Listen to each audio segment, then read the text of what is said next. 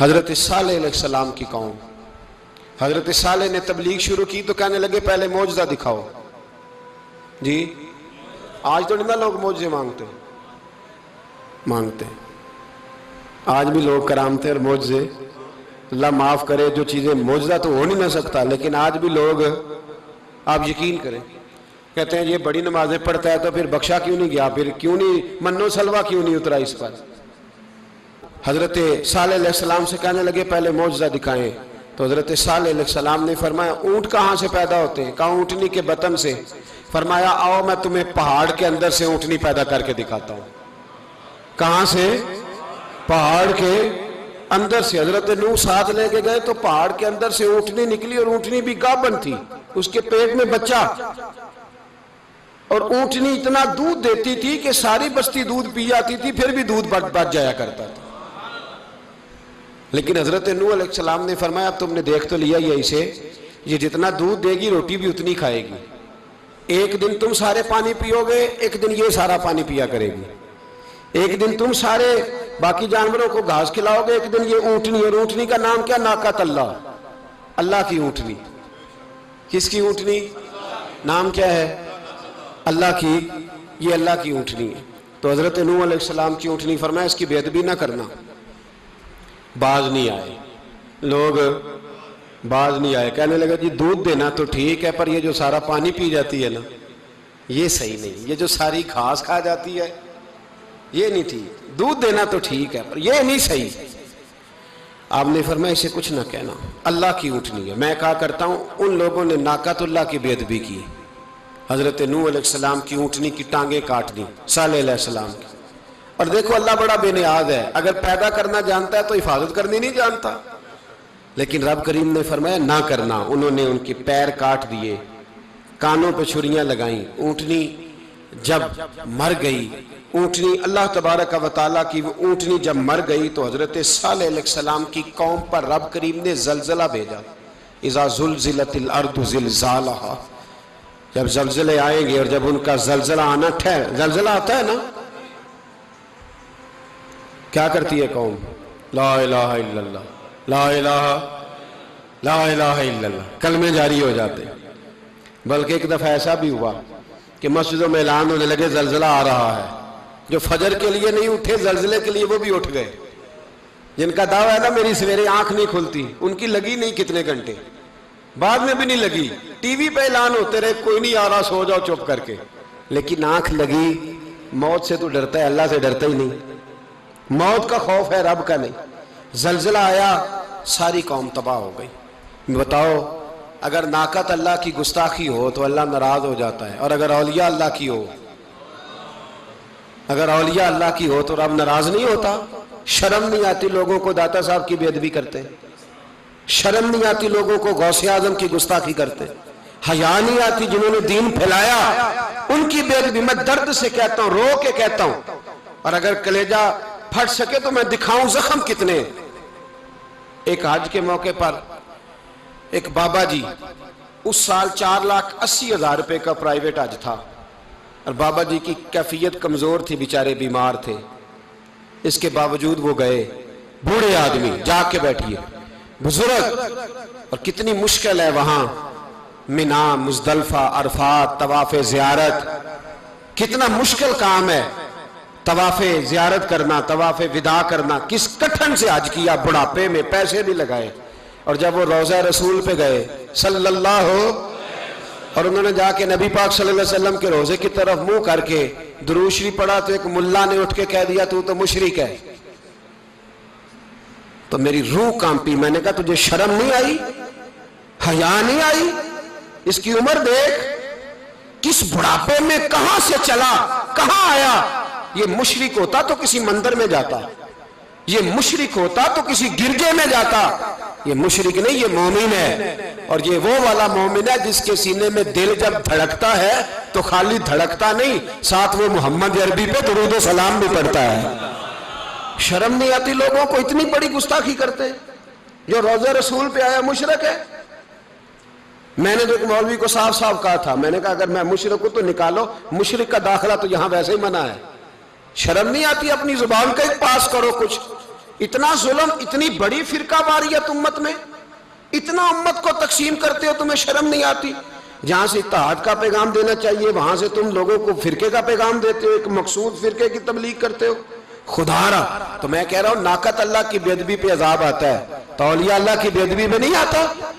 داتا صاحب ساری زندگی تبلیغ کرتے رہے، ایک آدمی نے اٹھ کے کہہ دیا جناب وہ تو شرک کا اڈا ہے، تو رب کریم ناراض نہیں ہوتا ان باتوں سے؟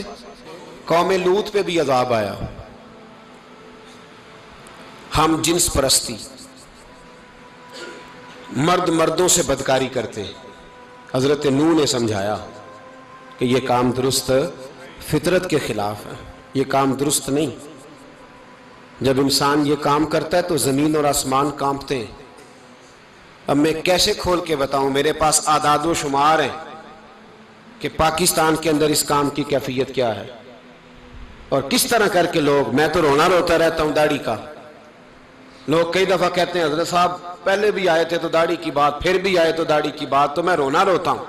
اس لیے روتا ہوں کہ جو کلین شیو نوجوان ہوتا ہے وہ امرد کے حکم میں ہے، اس پر وہی حکم لگتا ہے جو عورت پہ لگتا ہے، اس کے ساتھ مرد کا اٹھنا بیٹھنا اسی طرح ناجائز ہے جس طرح عورت کے ساتھ۔ حضرت جنید بغدادی رحمت اللہ تعالیٰ علیہ کے سامنے ایک شخص نے کہا وہ کتنا خوبصورت نوجوان جا رہا ہے، تو آپ فرمانے لگے تو حافظ قرآن نہیں؟ کہا ہاں۔ فرمانے لگے جا اپنے حفظ کی خیر بنا۔ وہ شخص کہتا ہے میں نے اس بغیر داڑھی والے کلین شیو نوجوان کو بری نظر سے دیکھا، مجھے قرآن پاک ہی بھول گیا، سارا قرآن پاک بھول گیا۔ اور کتنے سال میں دعائیں کرتا رہا، بیت اللہ کے طواف کرتا رہا، میں یاد بھی کرتا تو نہیں ہوتا۔ کیسے اب تو ہمارا نعت کہاں بیوٹی پارلر سے ہو کے آتا ہے، ہم کسی اور کو کیا پیغام دیں؟ وہ پیغام، وہ نظام، وہ طریقہ کار جس کا حکم تھا شریعت میں، قوم لوط پر عذاب آیا۔ صحیح بیٹھتے ہوں گے بچے جو موٹر سائیکلوں پہ بیٹھتے ہیں، میں نے گجرانوالہ کی سڑکوں پہ بچوں کو، نوجوانوں کو جو تماشے کرتے سر عام دیکھا ہے تو مجھے ڈر لگتا ہے، اور کوئی روکنے والا نہیں، شغل ہو رہا ہے، ہنس رہے ہیں، اور سامنے عورتیں بھی ہیں، سب ہو رہا ہے۔ کتنی تکلیف کی بات۔ حضرت نوح کی قوم یہ کام کرتی تھی، قرآن پاک نے بیان کیا ہے۔ حضرت نوح نے سمجھایا، فرمایا رب کریم نے تمہیں اپنی خواہش پوری کرنے کے لیے جائز طریقہ عطا فرمایا، عورتوں سے نکاح کرو، اور اس نکاح کی برکت سے جو اللہ تمہیں اولاد دے گا اس کو اللہ تبارک و تعالیٰ تمہارے لیے باعث بخشش بھی فرمائے گا۔ لیکن جب قوم نہ مانی تو جو قوم لوط کا عمل کرے اس کا علاج قرآن نے بیان فرمایا کہ آسمان سے پتھر برسیں گے، پھر پتھر برسے، اور جن کے بڑے بڑے اچھے دماغ تھے ان کے دماغ چکنا چور کر دیے گئے، تباہ کر دیے گئے، ان کے دماغ زمین پر بچھاڑ دیا گیا۔ اللہ مہلت دیتا ہے، لیکن اس کا مطلب یہ نہیں کہ انسان توبہ ہی نہ کرے۔ میرے بھائی جب یہ تنبیہ ہے اللہ کی طرف سے، یہ متنبہ کیا جاتا ہے کہ تو بعد آ جا۔ بہت ساری جگہوں پہ انسان کو وقتی طور پر اگر سزا مل جائے، نبی پاک علیہ السلام کی خدمت میں ایک صحابی آئے، بات مضبوط کر دوں، واقعہ سنایا ہے نا، تو کچھ لوگ سمجھتے ہیں کہ یہ واقعہ ہے، تو میں ایک حدیث پاک امام بہقی کی لکھی ہوئی عرض کرتا ہوں۔ نبی پاک علیہ السلام کے ایک صحابی آئے اور ان کا سر پھٹا ہوا تھا، خون بہ رہا تھا۔ سرکار نے فرمایا کیا ہوا؟ عرض کی حضور ایک عورت جا رہی تھی، میری نظر پڑی، ابھی نظر پڑی ہے کہ میرے آگے ستون آ گیا تو میرے سر پہ لگ گیا۔ نبی پاک صلی اللہ علیہ وسلم نے فرمایا تیرے لیے خوشخبری ہے، اگر دنیا میں تیری غلطی کی تجھے سزا ملی ہے تو پھر رب تجھے قیامت میں سزا نہیں دے گا، پھر اللہ قیامت میں سزا۔ بعض گناہ ایسے ہیں جن کی یہاں بھی سزا ملے گی اور وہاں بھی ملے، لیکن میرے بھائی پہلی بات یہ ہے کہ اللہ تعالیٰ اس غلطی کی یہی سزا دے لے، اور دعا فرمائے اللہ تبارک و تعالیٰ یہاں بھی معافی عطا فرمائے، وہاں بھی معافی عطا فرمائے، اللہ درگزر ہی فرمائے۔ لیکن میرے بھائی ایک تو یہ سزا، ایک سزا یہ ہوتی ہے کہ انسان جب گناہ کرنے لگتا ہے تو اللہ نعمتوں کے دروازے کھولتا ہے، مہلت دیتا ہے۔ 500 سال تک فرعون کو مہلت دی، کتنے؟ یہاں جو 5 سال حکومت کر لیتا ہے وہ کہتا ہے سب سے قابل میں ہی ہوں، مجھے مہلت جو ملی ہوئی ہے۔ 500 سال مہلت دی اللہ تعالیٰ نے، اور فرعون کی قوم پر پتہ عذاب کس طرح کے آئے تھے؟ ٹڈیاں مسلط کر دی اللہ نے، یہ گھومتی نہیں چھوٹی سی، ہم اپنی زبان میں اس کو کچھ لوگ مختلف ناموں سے یاد کرتے ہیں، کوئی مکڑی کہتا ہے، کوئی کچھ کہتا ہے، مسلط کر دی، جاتی نہیں۔ ان پر بنی اسرائیل کے ان مقابل جو فرعون کی قوم تھی، ان پر الزام اس طرح کا عذاب آیا کہ مینڈک مسلط کر دی اللہ تعالیٰ۔ برتن کھولتے تھے اندر مینڈک نکلتا تھا، دنیا کی ہر دوائی استعمال کرتے تھے لیکن مینڈک نکل آتا تھا۔ تھوڑا سا سمجھا کریں چیزوں کو، ہمارے رنگ نہیں زیادہ گورے کہ ہم پر عذاب نہیں آتا، کوئی بہت زیادہ اللہ تعالیٰ معاف فرمائے دولت نہیں جمع کرا بیٹھے شاہی خزانے میں کہ ہم سے پوچھا نہیں جائے گا۔ یہ مہلت ہے، مہلت کو مہلت سمجھو، پھر جب پکڑ آتی ہے نا اللہ کریم کی، میں نے دیکھا ہے کروڑوں روپیہ، 6 اولادیں، ایک شخص کے بچے باہر سے آ رہے تھے، وہ بندہ بیمار تھا، مجھے کہنے لگا حضرت جی دعا کریں میں ان کے آنے سے پہلے مر جاؤں ورنہ آ کے مجھے مار دیں گے، دعا کریں۔ اتنی بے سکونی، کروڑوں روپیہ پڑا ہے تو یہ عذاب نہیں؟ کوئی ضروری ہے کہ پتھر ہی برسیں گے تو سمجھ آئے گی؟ یہ جو سگا بیٹا بوڑھے باپ کے قریب سے گزر جاتا ہے، سلام نہیں لیتا تو اس کو عذاب نہیں سمجھتے؟ یہ جو امت کی بیٹیاں، امت کی بچیاں، ہماری بچیاں ایک سال کے اندر 75,000 ہزار بچی ایک ڈویژن سے بھاگ کے شادی کر رہی ہے، اور ایک صوبے سے، تو اس کو آپ اللہ کا عذاب نہیں سمجھتے؟ یہ معمولی بات ہے؟ نہیں ہمارے رنگ گورے ہیں، ہم بڑے سمارٹ ہیں۔ 1500 سال مہلت دی نوح علیہ السلام کی قوم کو۔ کتنے سال؟ بول کے بتائیے، بول کے دوبارہ بولیے۔ 1500 سال۔ کوئی آدمی اپنی سمارٹنس پہ خوش نہ ہو جائے کہ 20 سال ہو گئے میں تو نافرمانی بھی کر رہا ہوں، روٹی بھی پک رہی ہے، میں تو حرام بھی کھا رہا ہوں، پھر بھی سب ٹھیک ہے۔ 1500 سال مہلت دی، پھر حضرت نوح کہنے لگے اللہ میں نے تو بڑا سمجھایا نہیں باز آتے، تو رب کریم نے فرمایا کشتی بناؤ۔ اللہ کے پیغمبر کشتی بنانے لگے تو قوم مذاق اڑانے لگ گئی۔ اب کیا کرنے لگے ہو؟ اب کشتی بنانے لگے ہو، خیر تو ہے، قوم مذاق اڑا رہی ہے۔ حضرت نوح علیہ السلام کا آپ نے کشتی بنائی، پانی کہاں سے نکلا؟ نہ بارشیں ہوئی نہ سیلاب آئے، ایک تندور تھا اس کے اندر سے پانی نکلنا شروع ہو گیا۔ کبھی تندور سے بھی پانی نکلا ہے، پر جب نکالنے والا چاہتا ہے تو وہاں سے بھی ایک تندور سے پانی نکلا، اتنا نکلا، اتنا نکلا، اتنا نکلا کہ قوم ساری ڈوب گئی۔ قرآن مجید کے صفحات شہادت دیں گے کہ حضرت نوح کی قوم کا بچہ بہ گیا، بچے صرف وہ تھے جو حضرت نوح کے ساتھ ہو گئے، تباہ ہو گئی۔ اللہ بے نیاز ہے، بے نیاز۔ 1500 سال مہلت ملے اور تو پھر بھی کہے رب بڑا کریم ہے معاف کر دے گا۔ 1500 سال تجھے گنجائش دے اور تو کہے کوئی نہیں، بات معافی ملنی چاہیے ابھی بھی۔ حضرت شعیب علیہ السلام کی قوم پر بھی عذاب آیا، اس لیے کہ بددیانتی کرتی تھی، ناپ تول میں کمی کرتی تھی۔ میں نے کہا تھا شب قدر کی رات کہ یہ کوئی تماشا ہے کہ شب رات آئی تو ساری رات روتے رہے یا اللہ معاف کر دے، یا اللہ معاف کر دے، رو رو کے چیخے مار مار روئے۔ شب قدر آئی تو پھر چیخے ماری، ساری رات روئے۔ تو جس بندے کا پروگرام ہی نہیں سویرے بدلنے کا، دکان پہ بیٹھ کے پھر وہی ناپ تول میں کمی، پھر وہ اللہ تعالیٰ معاف کرے۔ میں ایک مضمون پڑھ رہا تھا تو وہ فوڈ کے اسپیشل لوگ تمہیں لکھا تھا مہربانی کرو ملاوٹ ہی اچھی چیز کی کر لو، مرچ میں کیری تو نہ ملاؤ اینٹوں کی، وہ تو بیمار کرتی ہے، وہ تو خون کی آنتوں کو روک دیتی ہے۔ وہ کہنے لگا، اور وہ کہتا ہے میں تمہیں بتاتا ہوں کون کون سی چیز ملائی جا سکتی ہے، وہ ملا لو۔ خدا را اس قوم پہ رحم کرو، مہربانی۔ ایک دوست ہے ہمارے، میں وزیر آباد میں ان کے گھر بیٹھا تھا تو ایک میڈیکل، میرا کسی شخص پہ اعتراض کرنے کا میں مجموعی بات کرتا ہوں۔ میں ایسے ڈاکٹروں کو جانتا ہوں جو اللہ تعالیٰ فضل کرے سچ مچ کے نیک ہیں، اچھے لوگ۔ تو بچے کا میڈیکل سٹور ہے، تو والد بیمار ہو گیا، تو وہ کہتا ہے ابا جی ڈاکٹر صاحب نے کہا آپ کو ڈرپ لگنی ہے، تو سگے باپ کو ڈرپ لگانے لگا، تو باپ کیا کہتا ہے پتر تیری مہربانی مینوں کوئی اصلی لائی، اور نہ لائیں جڑی لوکاں نوں لانا ہے۔ اب وہ پیار سے سنا رہا ہے بات۔ میں نے اسے کہا کہ یہ تو ڈوب مرنے کا مقام ہے نا، ڈوب مرنے کا مقام، کہ جس ملک کے اندر دوائی بھی صحیح نہ بکے، اصلی نہ ملے، دوائی بھی، اور پھر وہ قوم کہے کہ ہم نے تو پورے روزے رکھے، ہم نے تو بڑا صدقہ اور خیرات کیا، دوائی بھی اصل نہ ملے۔ جناب شعیب علیہ السلام کی قوم ناپ تول میں کمی کرتی تھی، تو اللہ تبارک و تعالیٰ نے ان پر بتا عذاب کس طرح کا بھیجا، شدید گرمی ہوئی۔ اللہ ہمیں محفوظ فرمائے، سارے آمین کہہ دیا۔ دیکھیں کتنا اچھا موسم کر دیا رب کریم، اللہ ہمیں محفوظ فرمائے، اللہ رحمت فرمائے۔ شدید گرمی کی لہر آئی، باہر اتنی گرمی ہوئی کہ لوگ اپنے گھروں میں گھس گئے، جس طرح سورج کی شعائیں گھروں کے اندر داخل ہو جاتی ہے، اس طرح گرمی کی لہر اندر داخل ہوئی۔ اور جس طرح کسی کو آگ لگ جائے تو وہ آدمی اچھلتا کودتا ہے نا، اس طرح یہ لوگ اچھلنے لگے اور اچھل کود کے مر گئے۔ جرم کیا تھا؟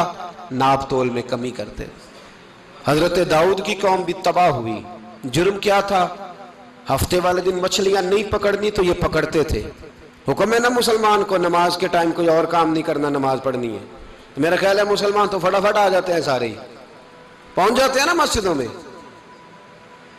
ہلکا ہلکا بول رہے ہیں آپ، کیوں نہیں پہنچتے؟ اگر حضرت سیدنا، اور پتہ انہیں سزا کیا ملی؟ اللہ نے فرمایا اس ٹائم عبادت کرنی ہے، کام نہیں کرنا، وقت نہیں ہے کام کا۔ انہوں نے مچھلیاں پکڑی، 12,000 لوگ تھے، پتہ ہے مالک نے سزا کیا دی؟ بندر بنا دیا اللہ کریم۔ قرآن مجید کا پہلا سپارہ پڑھے، فَجَعَلْنَاهَا نَكَالًا لِمَا بَيْنَ يَدَيْهَا وَمَا خَلْفَهَا۔ اللہ فرماتے ہیں پچھلوں کے لیے بھی عبرت بنا دیا، بعد والوں کے لیے بھی عبرت، نشان عبرت بنا دیا۔ بندر بن گئے، اور جو ان کے دوست جو بچ گئے تھے ان کے پیر چومتے تھے، روتے تھے۔ 3 دن بندر بن کے زندہ رہے، پھر اللہ نے سب کو اجتماعی موت دے دی۔ اگر مسلمان سے اللہ کہے کہ نماز کے ٹائم کاروبار نہیں، جمعے کے ٹائم کاروبار، تو مسلمان کہتا ہے نہیں مجھے مہلت ملی ہوئی ہے۔ یہ تو اس وقت پتہ چلتا ہے نا جب بچے ڈیوٹی لگاتے، ہاں ہاں ہاں عذاب آتا ہے، اس وقت پتہ چلتا ہے۔ میں نے دیکھا یہ منظر، اس وقت پتہ چلتا ہے جب بچے کسی ملازم 6,000 کی ڈیوٹی لگاتے، کہتے ہیں ابے کا دھیان رکھنا، ہم دکان پہ بیٹھنے لگے۔ پھر اسے سمجھ آتی ہے اگر میں نماز کے ٹائم مسجد میں ہوتا تو آج میری اولاد میری خدمت میں ہوتی۔ نیت بھی خراب ہو تو سزا۔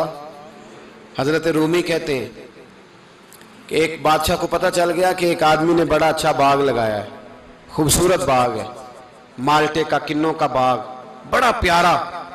بادشاہ نے کہا ذرا جا کے دیکھتا ہوں۔ بادشاہ سلامت باغ دیکھنے آئے،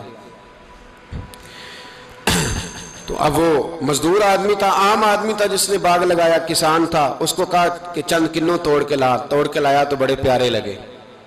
1-2 اور لایا، کھائے، بڑے میٹھے، بڑے پیارے، بڑے توانا، بڑا مزہ آیا۔ تو بادشاہ کے دل میں خیال آیا کہ اس پہ قبضہ نہ کر لوں باغ پہ۔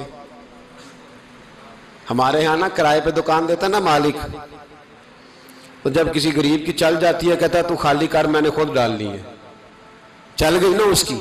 حالانکہ رزق اپنے اپنے نصیب کا ہے، رزق اپنے اپنے نصیب کا ہے، جس کو اللہ تعالیٰ چاہتا ہے عطا کرتا ہے۔ تو اس کو کہا کہ اور توڑ کے لا، اور دل میں خیال ہے کہ یار اتنا اچھا باغ ہے، قبضہ کر لیتے ہیں، ہماری حکومتیں قبضہ کر لیتی ہیں کہ جو چیز اچھی لگ جائے۔ اب وہ کسان 2-3 کنوں توڑ کے لایا، اس نے کھائے تو کھٹے نکلے، ترش تھے۔ کہنے لگا تجھے کیا ہو گیا ہے؟ تو بندہ بڑا صاحب دل تھا، کہنے لگا میں تو ٹھیک ہوں، آپ اپنی نیت سے پوچھیں کہیں خراب تو نہیں ہو گئی۔ تو کنوں میں بھی اس کا اثر آ گیا ہے، اپنی نیت، تو نیتیں بگڑ جائیں نا، نیتیں۔ اب ایک بات کہنے لگا ہوں، غور سے سننا۔ جب تک 2 بھائی اکٹھے کاروبار کرتے ہیں، نیت ہوتی ہے کہ ہمارا گھر چلے گا، تب تک اللہ برکت دیتا ہے۔ اور جب اپنی اپنی جیبیں سمیٹنے لگ جاتے ہیں نا کہ یہ میرا 5,000 ہے، آج میں گیا تھا اگرائی کرنے، یہ میرا 10,000 ہے، آج میں نے محنت زیادہ کی، جب وہ ٹٹولنے لگتے ہیں پھر اس دکان سے بھی برکت اٹھ جاتی ہے، پھر وہاں سے بھی برکت چلی جاتی ہے۔ فَإِنَّ لَهُ مَعِيشَةً ضَنْكَ، فرمایا جب تو میں منہ پھیر لیتا ہے پھر تیری زندگی اللہ تنگ کر دیتا، پھر وہاں سے بھی برکت، خوبصورتی، اثر اٹھ جاتا ہے۔ ایک سنار نے گلی میں ایک یتیم چھوٹے سے بچے کو گھومتے دیکھا، تو سنار بے اولاد تھا، بچے کو اٹھا کے گھر لے آیا۔ 18 سال اس بچے کی پرورش کی، اس کو پالا پوسا، جوان کیا۔ سنار کے پاس وہ دکان پہ چلا جاتا، وہ کئی دفعہ دکان پہ رہتا، کئی دفعہ گھر میں رہتا. ایک دفعہ وہ دکان پہ تھا، بچہ گھر تھا، 18 سال کا جوان. اس کی بیوی اکیلی تھی. وہ جس نے ماں بن کے پالا تھا اس نے اسی پہ حملہ کر دیا، اس کا بازو بری نیت سے تھاما. بیوی چیخی. تھوڑی دیر گزری تو وہ نوجوان پیروں میں بیٹھ گیا، کہنے لگا اماں پتہ نہیں مجھے کیا ہوا. شام کو سنار آیا، بیوی چیخنے لگی، چلانے لگی، کہنے لگی آج عجیب بات ہوئی. جس کو میں نے جگر کا خون دے دے کے پالا اسی نے گندی نظر ڈالی. سنار محو حیرت ہے. بیوی کا خیال تھا کہ لاٹھ اٹھائے گا، ڈنڈا اٹھائے گا، نوجوان کو مارے گا، لیکن وہ رونے لگ گیا. اس نے کہا آج اس نے میرا بازو تھاما ہے، جانے کیا کیا ہے. پریشان ہونے لگ گیا، سجدے میں گر گیا. کہا تو بتاتا کیوں نہیں؟ تو وہ سنار کہنے لگا اس کی غلطی نہیں. 18 سال کے بعد آج مجھ پر بھی شیطان سوار ہوا تھا. ایک عورت آئی تھی، وہ اپنے بازوؤں میں چوڑیاں پہننا چاہتی تھی تو میں نے بھی گندی نظر سے ہاتھ ڈالا تھا. رب کریم نے مجھے فوراً اس کی سزا دی. جن کے گھروں میں بیٹیاں ہوتی ہیں ان کی نظریں گندی نہیں ہوتی. جو بیٹیوں کے باپ ہوتے ہیں، جو بہنوں کے بھائی ہوتے ہیں، ان کی نظریں گندی. اور اگر تو ٹیلی فون کرتا ہے، تو کسی عورت کے ساتھ تعلق رکھتا ہے، تو یہ بات لکھ لے، امام فخر الدین رازی 1، علامہ اسماعیل حقی 2، ملا جلال الدین رومی 3، امام خازن 4، امام جلال الدین سیوطی 5 حدیث کے استاد اور محدث لکھتے ہیں کہ اگر تو کسی پر گندی نظر ڈالے گا تو تیرا گھر بچ سکتا، یاد رکھ نہیں بچے گا. اس لیے کہ تیری نظر کسی کی بیٹی کو بیٹی سمجھ، تاکہ تیری بچی کا پردہ قائم رہے. کسی کی بہن کو یہ کیا بات ہوئی کہ تو جتنا مرضی گند معاشرے میں پھیلاتا رہے تیرا گھر بچا رہے، یہ کیسے ہو سکتا ہے؟ فَإِنَّ لَهُ مَعِيشَةً ضَنْكَ. اللہ فرماتے ہیں زندگی تنگ ہو جائے گی تیرے لیے مشکل. تو ڈھونڈتا پھرے گا کہ میں مرنے کو جگہ تلاش کروں. سچی توبہ کرے، کھری توبہ کرے. یہ گناہ انسان کو مجبور کر دیتے ہیں. حضرت عبداللہ بن مبارک رحمۃ اللہ تعالی علیہ، ان کے سینکڑوں شاگرد تھے. ایک شاگرد کے انتقال کا وقت آیا تو گھر گئے ملنے. آپ کہتے ہیں میں نے زور لگا لیا پر اس کی زبان پر کلمہ جاری نہیں ہوا. میں اسے کہتا کلمہ پڑھ پر اس کی زبان پر جاری. اللہ اکبر، بہت بڑی نعمت ہے. دعا فرمائیں اللہ ایمان کی موت عطا فرمائے، ایمان کی موت دے اللہ کریم، ایمان کی موت دے. ایسے بھی لوگ دیکھے ہیں، مسجد نبوی ہے، رسول اللہ کا شہر ہے، سر سجدے میں ہے، روح پرواز کر گئی. روح پرواز، کتنا نصیبوں والا ہے، کتنا نصیبوں والا ہے کہ مسجد نبوی میں سر سجدے میں رکھا ہے اور اللہ تبارک و تعالیٰ نے محبوب کے قدموں میں موت عطا فرمائی.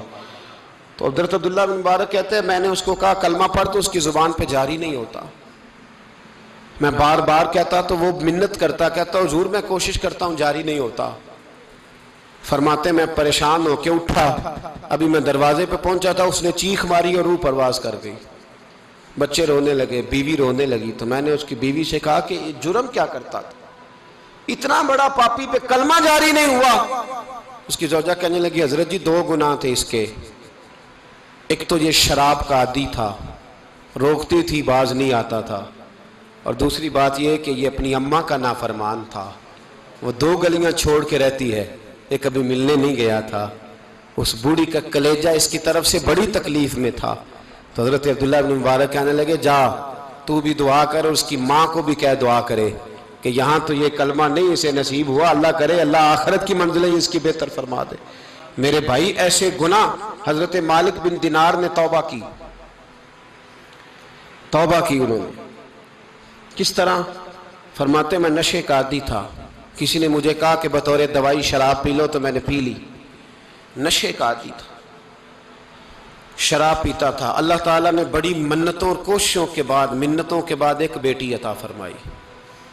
وہ بھی 2.5-3 سال کی ہوئی تو پردہ کر گئی.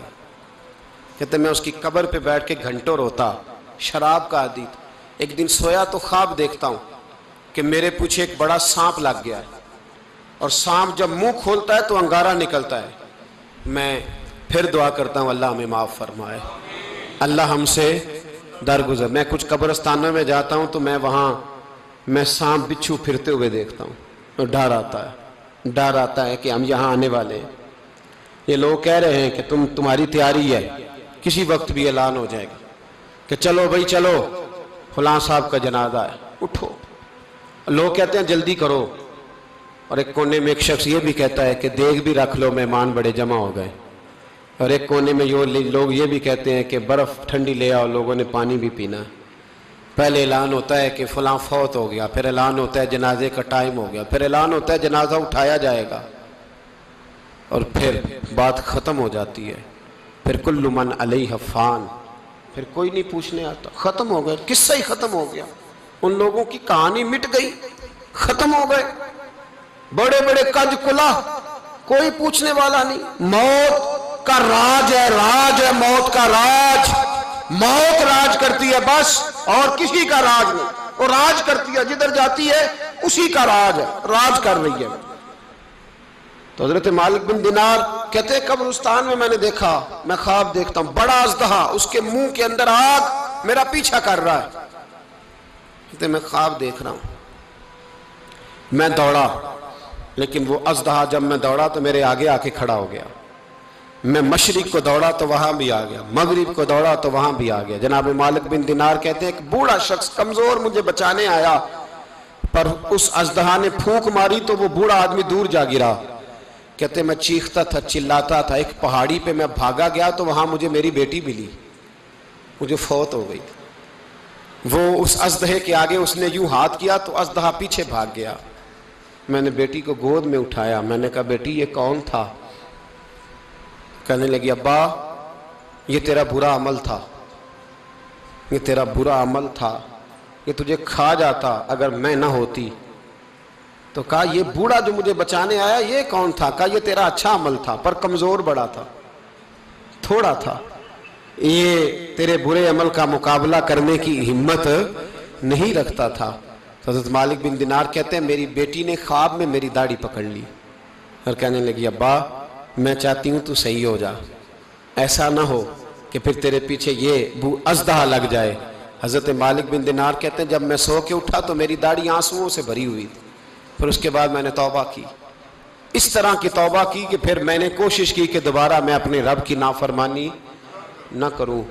حضرت عبداللہ ابن عباس فرماتے تھے جو دنیا میں ہنس ہنس کے گناہ کرتے ہیں نا، ہنس ہنس کے، جھوٹ ہنس ہنس کے بولتے ہیں، ہنس ہنس کے لوگوں کی غیبت کرتے ہیں، فرمایا یہ جو تمہیں ہنس ہنس کے گناہ کرتے نظر آتے ہیں ان کا رونا قیامت میں دیکھا نہیں جائے گا، ان کے آنسو قیامت میں دیکھے نہیں جائے۔ جو ہنس ہنس کے گناہ کرتے یہ روئیں گے، فَلْيَضْحَكُوا قَلِيلًا وَلْيَبْكُوا كَثِيرًا، رب فرماتا ہے زیادہ رویا کرو، کم ہنسا کرو۔ نبی پاک علیہ السلام روتے تو صحابہ کہتے حضور آپ اتنا کیوں روتے ہیں؟ تو محبوب فرماتے جو میں جانتا ہوں وہ تم نہیں جانتے۔ بھائیو قبروں میں اکیلے جانا ہے، کبھی غور کرنا، اکیلے کوئی بندہ ساتھ حساب دینے نہیں جائے گا۔ اماں بڑا پیار کرتی ہے لیکن قبر میں کبھی کوئی ماں بھی ساتھ دفن نہیں ہوتی، اپنا اپنا حساب دینا، مشکل وقت ہے، حساب کر لینا چاہیے، تیاری کر کے رکھنی چاہیے۔ گناہ اگر یہاں ہماری زندگی کو تنگ کریں گے تو وہاں بھی ہمارے لیے مشکلات پیدا کریں۔ نبی کریم علیہ السلام نے فرمایا ہے کہ اللہ بڑا مہربان ہے، اللہ بڑا کریم ہے، اللہ بڑا ستار ہے، اور یاد رکھو جب کوئی اس کی ریٹ کو چیلنج کرے، جب کوئی اس کے قانون کو توڑے، جب کوئی اللہ کی اعلانیہ نافرمانی کرے، پھر رب کریم کی غیرت کو، اس کے عدل کو جوش آتا ہے، توبہ کرے سچی، مسجد کی حاضری دیں پابندی کے ساتھ۔ میری آپ سے ہمیشہ یہ گزارش رہتی ہے کہ مسجد کی حاضری پابندی سے دیں۔ میں اپیل کرتا ہوں داڑھی رکھ لیں، یہ میرے نبی کا طریقہ ہے صلی اللہ تعالی علیہ۔ واپس آ جائیں، ہماری بقا نہ ہمارے دین میں ہے، کوئی نہیں ہمیں رکھے گا، کوئی نہیں رکھے گا، کوئی نہیں۔ میرا ایک دوست رات بتا رہا تھا کہ سعودی عرب میں ایک شخص نے 30 سال محنت کی، تو جب وہ مرا ہے وہیں اس کے گھر میں فون کیا تو اس کے گھر والوں نے کہا جناب آپ کو مشکل ہوگی ڈیڈ باڈی بھیجنے میں، وہیں دفن کر دیں، ہاں اگر اس کا کوئی پیسہ ہے تو وہ ذرا اکاؤنٹ میں بھیج دیں، بچیوں کو ضرورت ہے۔ او بھائی تو اکیلا جائے گا، تیرے لیے مشکل ہو جائے۔ اپنے بھی ساتھ یقین کریں، بچے دعائیں کرانے آتے ہیں، کہتے ہیں حضرت جی دعا کریں اللہ اماں کی سختی معاف کر دے، اس کا مطلب کیا ہے کہ اماں اب جائے، اب ہمارا نمبر آئے. بچے تو انتظار کر رہے ہیں کہ ابا جائے اور گدی پہ ہمارا نمبر آئے. تیاری ہے، اکیلے جانا ہے، اکیلے. سخت سا مرحلہ ہے، اکیلے سارا کچھ فیس کرنا. آج توبہ کریں، وہاں کے کیڑے یہاں رہ کے ماریں، اپنے ساتھ ظلم نہ کریں. ہم اس قابل نہیں کہ وہاں جا کے مقابلہ کر سکیں. بچیں، اپنے آپ کو محفوظ کریں، بچائیں. حساب اپنا اپنا دینا ہے. کسی باپ نے اگر اپنے بچوں کو حرام کھلایا تو بچے تو نہیں کہہ رہے تھے نا کہ حرام لے کے آ، تو باپ نے حساب دینا، والد نے. لہٰذا مہربانی فرمائیں، اپنے اوپر رحم کھائیں، اپنے آپ کو سنواریں. آج جمعۃ الوداع ہے، توبہ کریں، اللہ کے نیک بندوں کی صحبت میں بیٹھا کریں، اچھی باتیں سنا کریں تاکہ دل نرم رہے. ان جگہوں سے بچیں جو گناہ کی طرف لے کے جاتی، ظلم سے، زیادتی سے، جبر سے بچیں. اپنے آپ کو اپنے رب کریم کی بارگاہ میں جھکا دیں. ہمارا کہیں اور گزارا نہیں، کوئی نہیں ہمیں پوچھے گا. اقبال رو پڑے آخری عمر میں، رو پڑے اور اللہ کی بارگاہ میں عرض کرنے لگے، نہ جہاں میں کہیں بھی امان ملی، جو امان ملی تو کہاں ملی، میرے جرم خانہ خراب، تیرے عفو بندہ نواز میں. پناہ صرف اللہ رسول کی بارگاہ میں، باقی کوئی پناہ دینے کو تیار نہیں ہے. دعا کرتا ہوں اللہ کی بارگاہ میں اللہ ہمیں سچی توبہ کی توفیق عطا فرمائے. آخر دعوانا ان الحمدللہ.